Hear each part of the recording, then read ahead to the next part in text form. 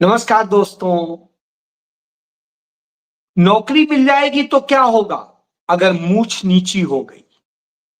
मूंछ ऊंची रहनी चाहिए, चाहे नौकरी मिले न मिले, रोजगार मिले न मिले, विकास हो या ना हो, मूंछ ऊपर रहनी चाहिए। जी हां, यही बिहार चुनाव का मंत्र है।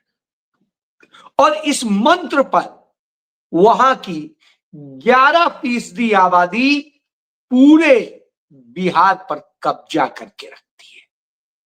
बाकी के बिहार को तकरीबन 90% कह सकते हैं, बिहार को गुलाम बना के रखती है। बिहार की 90% आबादी डर में जीती है। जी हां, इसीलिए शायद राहुल गांधी ने कहा था, डरो मत, डराओ मत, डरोगे तो डराओगे।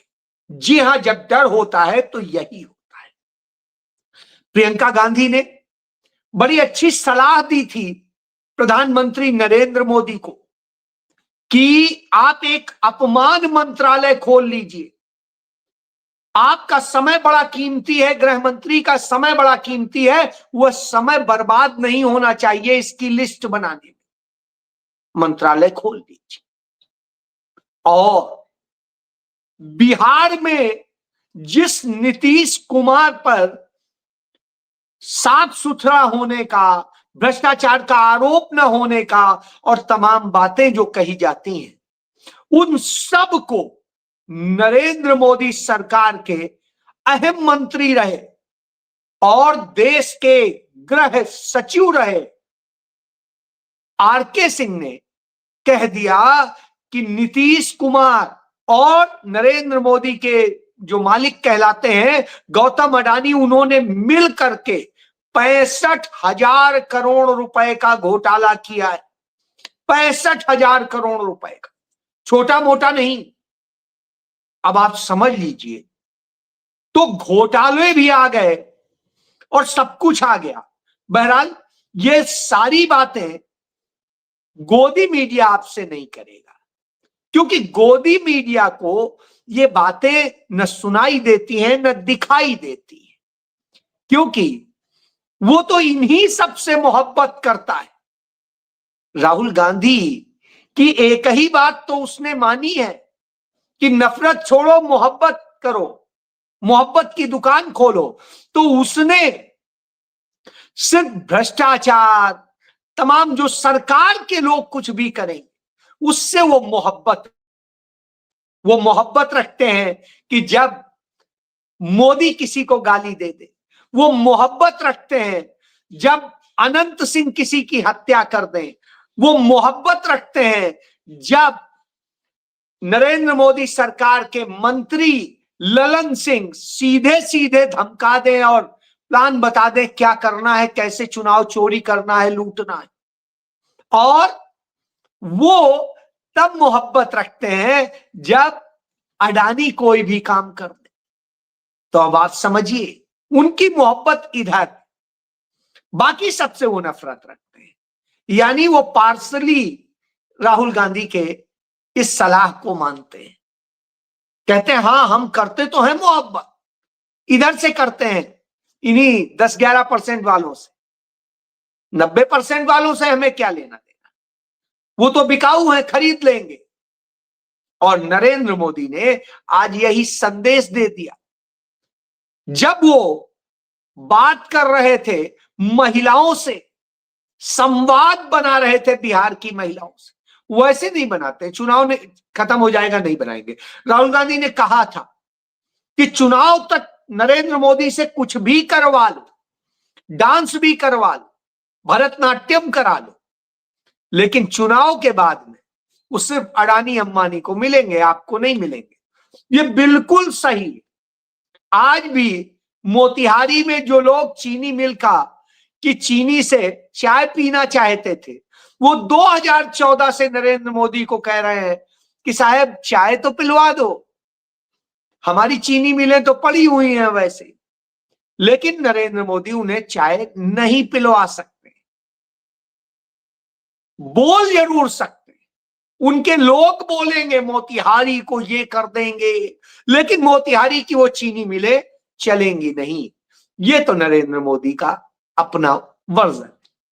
अब मैं आता हूं मुद्दे पे।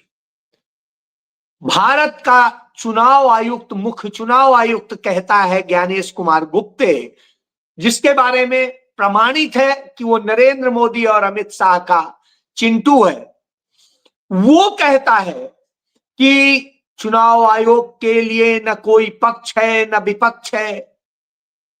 लेकिन उसी दौर, उसी बिहार में अनंत सिंह एक मर्डर, सरेआम मर्डर करता है, ब्रूटली मर्डर करता है, गाड़ी चढ़वा देता है, सब कुछ करा देता है। उसके बाद उसकी गिरफ्तारी करने, एफआईआर दर्ज करने, इन सब में इतना लंबा समय लग जाता है कि आप सोच नहीं सकते। किसी और का होता तो इमीडिएट होती। चुनाव आचार संहिता लागू है, तुरंत उस पर संज्ञान लिया जाता, तुरंत अनंत कुमार सिंह को जेल भेज दिया जाता। लेकिन नहीं, पहले तो एफआईआर नहीं हुई, फिर बड़ी मुश्किल से एफआईआर दर्ज हुई। पहले एफआईआर में नाम नहीं लिखा जा रहा था। जब पीड़ित के परिवारजनों ने कहा हम 100 का पोस्टमार्टम भी नहीं होने देंगे जब तक नहीं दर्ज होगी नामजद एफआईआर। बहरहाल नामजद एफआईआर दर्ज हो गई, क्योंकि इतना बड़ा प्रदर्शन, इतना जाम लग गया था। तो वो, और ये कहीं और नहीं हो रहा था, ये पटना जिले में ही हो रहा था, जो बिहार की राजधानी है मोकामा। तो अब आप समझिए, उसके बाद में वहां पर कहा जाता है कि नहीं अनंत जी अभी कोई बात नहीं इस पर करेंगे। बहरहाल किसी की हिम्मत नहीं। तमाम मीडिया चैनल्स उनसे जब उनका इंटरव्यू कर रहे थे तो यही कहते थे कि छोटे सरकार, छोटे सरकार। एक न्यूज लॉन्ड्री ही थी जिसने पूरे दम के साथ में मिस्टर जैन ने इंटरव्यू किया और उसमें अपने तरह से उन्होंने सवाल किए। हालांकि कोई ऐसे सवाल नहीं थे जिन्हें कह दें कि अति उत्साहित सवाल थे, जो एक पत्रकार को पूछने चाहिए वही थे। और इसी तरह से नरेंद्र मोदी के मंत्री ललन सिंह से राजदीप सरदेसाई ने सवाल किए, और वैसे ही सवाल किए जैसे एक सामान्य जर्नलिस्ट को करने चाहिए। लेकिन ललन सिंह जिस तरह बोल रहे थे, जवाब दे रहे थे, वो खुद कटघरे में पत्रकार को खड़ा कर दे रहे थे सवाल पूछने पे। लेकिन चलिए, इन्होंने कम से कम इतनी हिम्मत तो दिखाई, बाकी तो कुछ नहीं कर रहे। बाकी पत्रकारों की स्थिति है जो सवाल पत्रकारों को करने चाहिए कि मोकामा में 5 साल पहले जो वायदे किए गए थे, उससे पहले जो वायदे किए गए थे, उससे पहले जो वायदे किए गए थे, क्यों नहीं पूरे हुए? और आप मंत्री हैं, सड़क पर निकल रहे हैं, अनंत कुमार सिंह की चुनाव की कमान संभाले हैं, तो जवाब दीजिए क्यों नहीं हो रहा? जनता सड़क पर पूछ रही थी, लेकिन पत्रकार पूछने की हिम्मत नहीं कर रहे थे। और जो उसने पूछ लिया उसे पत्रकार दिखाने, चलाने की हिम्मत नहीं कर रहे थे। यह दशा हो गई है इस देश में पत्रकारिता की। मुझे खुद कई बार फिर शर्म आने लगती है कि मैं भी उस पत्रकार बिरादरी से आता हूं। क्या इतना शर्मनाक स्थिति हमने तो नहीं देखी थी। चलिए, देख रहे हैं, यहां तो मुंह में सटा दिया जाता था जो है माइक कि बताइए, प्रधानमंत्री से पूछ लिया जाता था, कुछ भी पूछ लिया जाता था। और आज यह स्थिति, आज तो विपक्ष से सवाल होते हैं। तो चलिए, इसी पे बात कर रहे हैं। तो वो अनंत कुमार सिंह जब हत्या कर देता है तो उसकी गिरफ्तारी के लिए अनुमति ली जाती है। पहले कहा जाता है नीतीश जी से बात करो, नीतीश जी के बिचौलियों से बात करो, और उसके बाद नीतीश जी कहते हैं नहीं, जब तक अनंत जी की परमिशन नहीं आएगी तब तक कुछ नहीं हो सकता। अनंत जी जब परमिशन दे, अनंत जी कहते हैं विचार करके बताते हैं। फिर अनंत जी को समझाया गया, भेजा गया एक व्यक्ति को सीनियर को कह समझा दो थोड़ा सा, उसने समझाया कि अरे प्लीज बचा लो, नहीं तो नीतीश जी की इज्जत की बात आ जाएगी। तो अब आप सोचिए, तब पटना का एसपी कार्तिकेय शर्मा जाता है बिल्कुल ऐसे कि लगता है कि हाँ बस साहब के यहाँ है, साहब चलिए हम गाड़ी लेके आ गए हैं, आप बैठिए आराम से। और साहब उसी स्टाइल में निकलते हैं, पुलिस के लोग उनके बैग वैग सब साथ हाथ में पकड़ते हैं कि अरे साहब निकल रहे हैं। अब आप सोचिए जैसे वो कहीं जा रहे हो किसी यात्रा पे और गेस्ट हाउस में रुकेंगे, वहां पूरी सुविधाएं, सर पूरी सुविधाएं हो चुकी हैं, आप चलिए बस, कोई चिंता नहीं आपको करनी, वैसे तो ले जाया जाता है। तो यही बात बिहार में वहां उनके मतदाता कहते हैं कि वोट किस आधार पे देंगे। उन्होंने कहा मुझ के लिए वोट देंगे। तो उनका नौकरी है आपके पास? कहा नहीं है। तो कहा नौकरी मिलनी है उसमें, तेजस्वी ने कहा। उन्होंने कहा जब मुझ ही नहीं होगी तो नौकरी क्या करेंगे? तो उन्होंने कहा अरे खाने पीने सब चीज के लिए चाहिए। उन्होंने कहा सब बाद में, पहले मुझ जरूरी है। तो अब आप समझ सकते हैं मुझ के लिए। तो जैसे ही अनंत सिंह जेल गए, तुरंत ललन सिंह आए और बोले वो चले गए हैं जेल, लेकिन अब अनंत सिंह का पूरा चुनाव मैं संभालूंगा।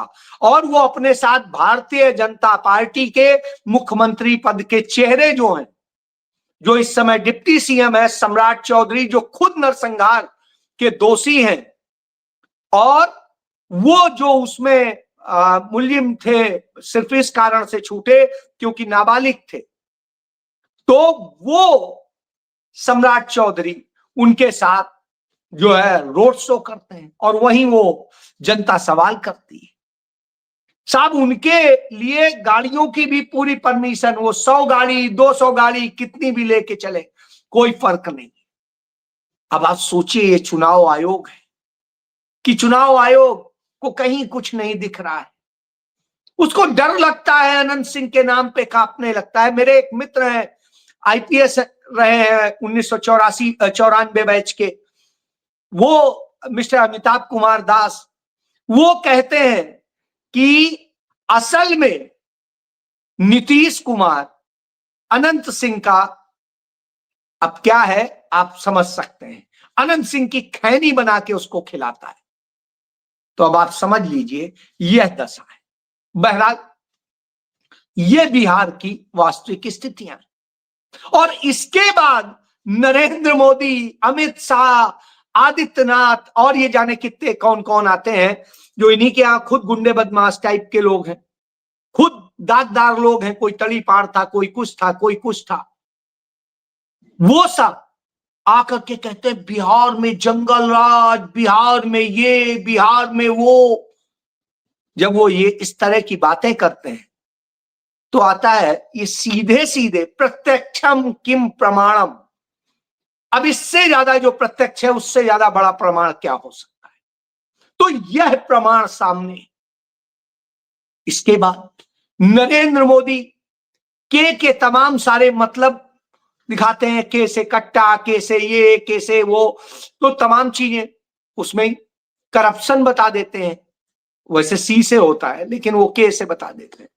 तो चलिए करप्शन, तो करप्शन का भी जो है खुलासा आरके सिंह ने कर दिया। नरेंद्र मोदी सरकार में बिजली और रिन्यूएबल एनर्जी के मंत्री रहे, कैबिनेट मंत्री रहे, और अडानी के जो तमाम प्रोजेक्ट हैं बिजली के और सब, वो उन्हीं के समय में फले फूले। हालांकि उससे पहले भी फल फूल रहे थे, मोदी सरकार में कोई मंत्री हो फलेगा फूलेगा। तो अब उन्होंने खुलासा कर दिया कि बिहार में नीतीश कुमार सरकार के साथ मिलकर नीतीश कुमार ने अडानी के प्रोजेक्ट्स और दूसरे उसमें 65,000 करोड़ रुपए का जो है धांधली की है, घोटाला किया है। तो उन्होंने कहा है जो 65,000 करोड़ रुपए का भ्रष्टाचार किया है, इसकी सीबीआई जांच होनी चाहिए। और उन्होंने इसमें रहते तमाम सारी चीजें, उन्होंने कहा कि इसमें मोदी, अडानी और नीतीश कुमार, इन सब की साठगांठ है और इन लोगों ने मिलकर के यह घोटाला किया है। अब जो लोग कहते थे कि मोदी जी पे आरोप नहीं लगा, नीतीश पे आरोप नहीं, तो आरोप तो बहुत लगे। और आप देख रहे हैं नीतीश के राज में सिर्फ इन 2 सालों के भीतर 2 दर्जन से अधिक पुल टूट के गिर गए हैं। और जो कोई बहुत पुराने बने पुल नहीं थे, जो 2 साल 4 साल 5 साल पुराने पुल थे, वही टूट के गिरे जो नीतीश राज में ही बने।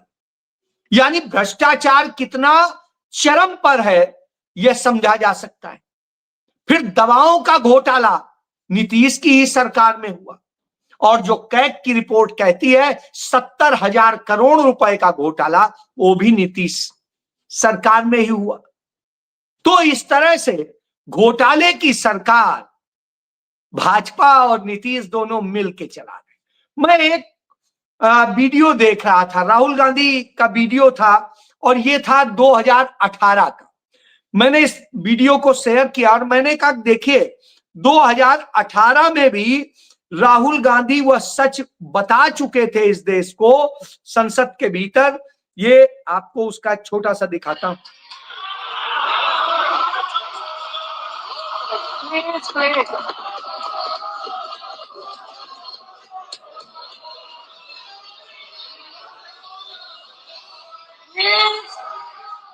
शांति शांति।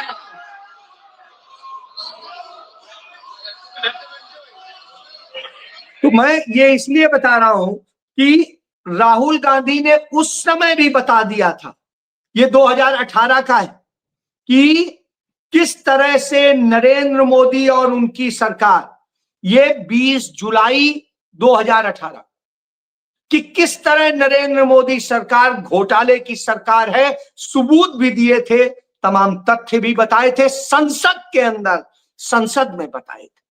सुमित्रा महाजन उस समय चूंकि स्पीकर होती थी, इसलिए राहुल गांधी इतना बोल करके सच बोल भी गए, सामने नरेंद्र मोदी भी बैठे थे। डाल के आप यूट्यूब पर यह वीडियो देख लीजिएगा। राहुल गांधी उस समय जो कह रहे थे अब से 7 साल पहले, वही सारी बातें आज भी सच। और राहुल गांधी हटे नहीं है अपनी बातों से, सारी बातें वो बता रहे हैं और वो आज सामने मौजूद।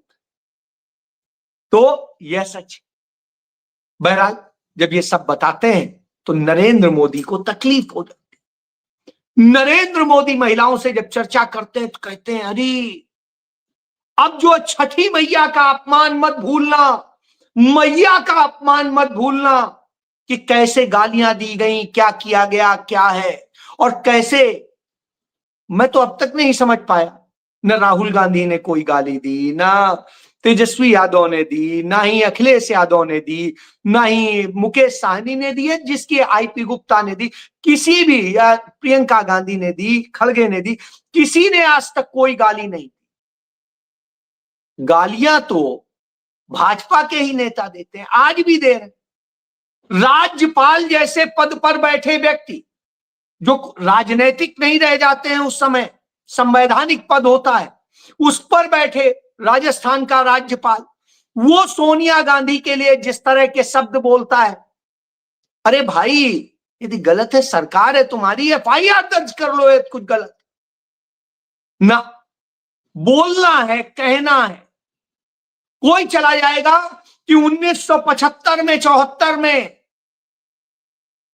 श्रीमती इंदिरा गांधी के रेल मंत्री जो थे ललित नारायण मिश्रा, उनकी हत्या की जांच सही नहीं हुई थी, तो अब जांच फिर से कराइए हाई कोर्ट में जाके। 50 साल बाद दिल्ली हाई कोर्ट भी कहता है मंत्री जी, और वो मंत्री है नरेंद्र मोदी सरकार। अब आप सोच लीजिए क्या दशा है। इस तरह की दशा में तब हमें आता है, प्रियंका गांधी बिल्कुल सही कहती है, एक अपमान मंत्रालय बना लीजिए, एक ऐसा मंत्रालय बना लीजिए जिसमें खोए बिसरे केसेस के मामले हो, और रोज रोज जो ये ले आके सब मंत्री और सबका वक्त बर्बाद होता है, अदालतों का बर्बाद होता है, उसकी बजाय वो उसका एक कमीशन हो, वो उसकी जांच कर ले, सबको बुला ले और ये भी देख ले। और उन्होंने कहा मेरे परिवार को भी जो गालियां दी गई हैं उसकी भी एक बना ले, तो कम से कम एक लाइब्रेरी बन जाएगी। तो इस तरह से स्थिति है। बहरहाल राहुल गांधी मतलब की बात करते हैं। वो कहते हैं कि यह चुनाव इस बात के लिए नहीं है, यह चुनाव इस बात के लिए है कि हमें जो बिहारी पूरे देश को बनाते हैं वो बिहारी बिहार को क्यों नहीं बना सकते। क्योंकि कांग्रेस के राज में 1, 2, 4 नहीं 44 PSU, पंडित जवाहरलाल, जब गरीब गुरबा देश था, पंडित जवाहरलाल नेहरू से लेकर राजीव गांधी तक 44 PSU बिहार को दिए गए थे। और उसके बाद में जब जितनी यूनिवर्सिटीज हो, चाहे जितने रिसर्च इंस्टीट्यूट हो, चाहे मेडिकल इंस्टीट्यूट्स हो, मेडिकल कॉलेजेस हो, इंजीनियरिंग कॉलेज हो, 63 इंजीनियरिंग कॉलेज दिए थे कांग्रेस राज में। अब आप सोचिए, और इसके बाद फिर मनमोहन सिंह की सरकार के दौरान, तब लालू जी खुद मंत्री थे, रेल मंत्री, उस समय कुछ प्रोजेक्ट आए, उसके बाद तो कुछ नहीं आया, सिर्फ बंद हुआ है। और जिस मोकामा की मैं बात कर रहा हूं वहां सिर्फ 5 साल में, 6 साल में जो है 5 फैक्ट्रियां बंद हो गई, जो बड़ी फैक्ट्रियां। बदहाली का आलम है ये पटना में। तो आप बिहार में क्या होगा आप समझ सकते। एक बिहार में PSU नहीं लगा है 20 साल, जो लगा था वो कांग्रेस की सरकार के समय तक बस।